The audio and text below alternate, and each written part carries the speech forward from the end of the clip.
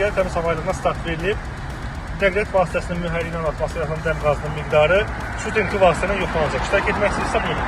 Baxın, nəqliyyat vasitəsinin mühərriyi sütinqli vasitə ilə yoxlanıldı və normada kifayət qədər artıq olduğu üçün bu artıq inzibati məsuliyyət yaradır və barənizdə Azərbaycan Respublikası İnzibati Xətalar Məcəlləsinin 343.5-ci maddəsinə əsasən protokol tərtib olunacaq. Sənədləri yoxlayın zəhmət olmazsa.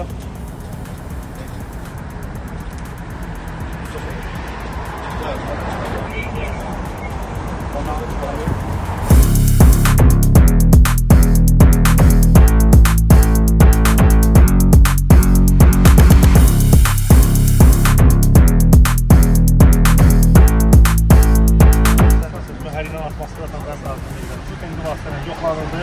Normalarda fikrimizi bildiririk. Belə bir formada da nəqliyyat vasitənizi istifadə edilir. Yolunuz açıq olsun, diqqətli olun. Sağ olun.